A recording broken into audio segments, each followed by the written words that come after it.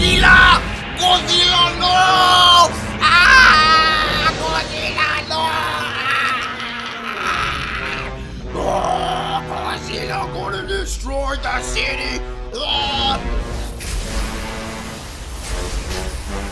Yeah! I fucking love Godzilla, guys. So this is my freaking Godzilla review. So I hope you can take my opinion without flipping out on me if you're a super mega fan like I am of Godzilla. Right, Godzilla? Are you excited? Are you excited?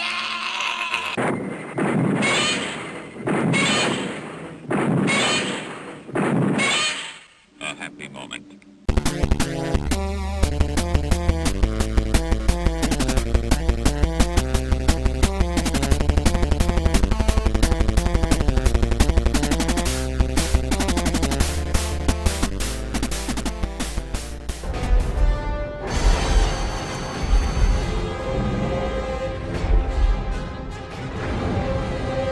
Brian, I'm on site right now when a huge, massive, epic monster battle is taking place just off screen where you cannot see it. I am bringing this news to you live, breaking into your coverage and telling you about the really awesome monster battle that's just off screen that you cannot see and we are not showing you right now. Oh my God, that is so awesome! I am so happy to bring you this special report so where you cannot see the massive, awesome monster battle. Back to you, Brian. The f is that? That movie did a lot to piss me off. The kid in me is disappointed. You see, it teases you the whole way and has little payoff at the end. Also, Bryan Cranston is barely in it. Listen, if you're gonna get Bryan Cranston and show him off a ton in the trailers, then use Bryan Cranston! His parts were easily the best acted in the damn film. You're lying. Because what's really happening is that you're hiding something out there. I'm right, aren't I? My wife died here! Something killed my wife! And I have a right to know! I deserve answers! And he's hot right now from Breaking Bad, not Aaron Johnson. It's as if the producer, director, and writers got together and said, you know what the best parts of the Godzilla films are? The parts with the human soldiers. Action.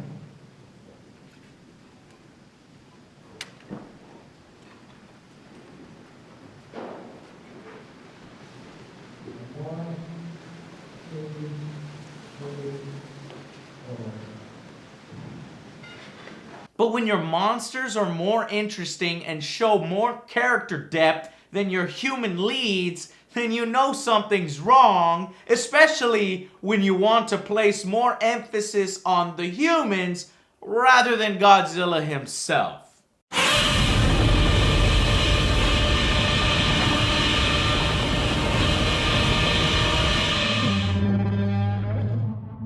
Audiences and Kaiju fans were fresh off Pacific Rim, where the fights were cool as hell and they were center stage, where they embraced having fun with it. And damn it, it's okay to have a little fun with Godzilla too. Trust me, he's a fun dude when you get to know him. How do you know? Yeah, Godzilla! Oh, there he goes! Yeah!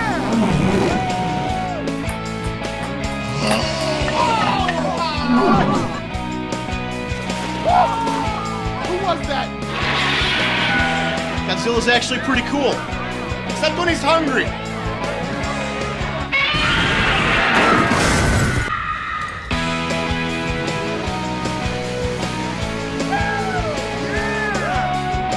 The story boils down to new kaiju hatching from underground eggs to sow destruction in Japan, which causes Godzilla to intervene and lay the smackdown because he's a badass and he wants everyone to know it.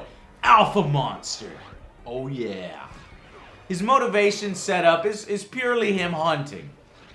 And while the military, they come up with this half-brained plan to try to kill all three with nukes that these monsters love to find and eat on sight. Genius. But what's unforgivable is that they keep cutting away from the Godzilla fights once they get underway, just to go back to the freaking Taylor Johnson subplot. Stop it! In all of our favorite blockbuster movies, you care about the characters. The ones that you really want to watch are the ones that have the story of the people. The movie goes to great lengths to keep us on forward when every single character in the damn movie is more interesting. Especially the namesake of the film, this little dude called Godzilla.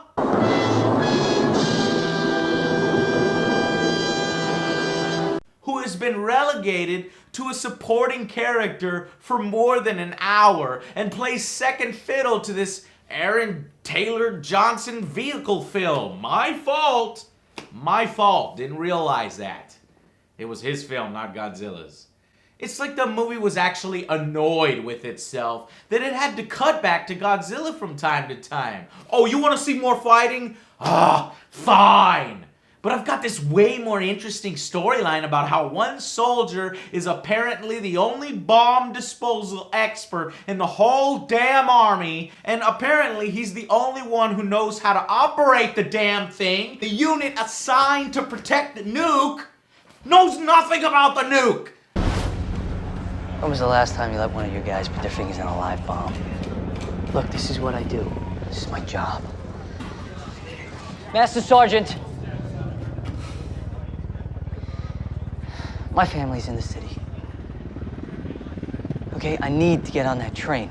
And that's what gives Aaron his excuse to be there, so that he can take up all of the time in this movie, and we can cut away to him over and over and over. From the look of the casings on those Minutemen ICBMs, I'm guessing the digital module's been bypassed and you're prepping for full analog retrofit. Is my jaw supposed to drop? And before you say, I know what you're saying, that they're trying to recreate the original, the traditional story of Godzilla's destruction and the effects of it, that's fine. I understand that. Back then, it was never done to the effect that when the original came out. But since then, it's been done to death and far better, with much better actors, with greater range than this. Now, granted, the script barely gives them anything to work with. Hopefully, both of these actors who play brother and sister in the upcoming Age of Ultron as Scarlet Witch and Quicksilver have a lot more in them than what's seen here, okay? If they had allowed Brian to team up with Ken, he's this great actor. He played the Japanese scientist who, it was his opinion to allow Godzilla to, restore balance and to let him fight it out with the monsters rather than use nuclear weapons, which these monsters crave anyway. And if they would have played off that and had Brian team up with that guy and give little interesting bits of exposition or information or bios on the creatures that Godzilla's fighting and Godzilla himself and how the military can help, that would have been a much more interesting story. Instead, we don't get that. We get Kick-Ass running around with an M4 rifle with a bunch of soldiers who get their asses kicked constantly, who are dull, boring, and whose purpose seems to be simply not showing the monster because it would cost more money. No, I mean, they have the assets there.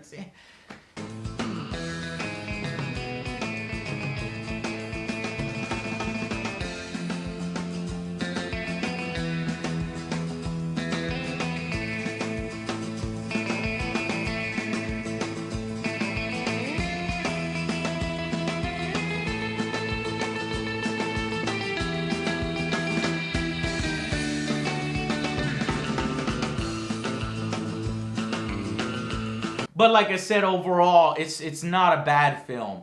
It just, all of that stuff holds it back from being a better film when we could have gotten one really awesome. One that's better than Pacific Rim. One that I can highly recommend everybody to go out and see. But like I said, it's tough for me to tell you not to go see it because I do want to see another one. This one does set up a sequel perfectly, and at least it doesn't beat us over the head with, you know, like a political message or something like RoboCop did, which was annoying as fuck. You know, this one, it picks up in the final bout, and the first 30 minutes of the movie were interesting, and Godzilla himself is Godzilla. This is the real Godzilla, and maybe in the sequel we'll see a leaner, meaner Godzilla and fighting some more interesting characters. At least I hope so. So while I'm not gonna encourage you not to see it, you know, if you're a Godzilla fan, you will have already seen it, and if you want to see another one, then you'll probably go out and support it. But my final verdict for Godzilla was a tiny bit of disappointment, but there was some good bits there. It's better than half of the Godzilla movies that we've seen. It's definitely better than all the American Godzilla movies, especially that poor excuse for one in 1998, which is a funny story. Toho actually got the rights back to that Godzilla and said, that's not Godzilla. They just said, that Godzilla is not Godzilla. They renamed him to just Zilla. And just to prove that point, in Godzilla Final Wars, which was the last Japanese movie, Japanese-led movie made over there about Godzilla, him and Godzilla fight. And they have a showdown, and it is awesome. And you see exactly what the Japanese think of his American counterpart there.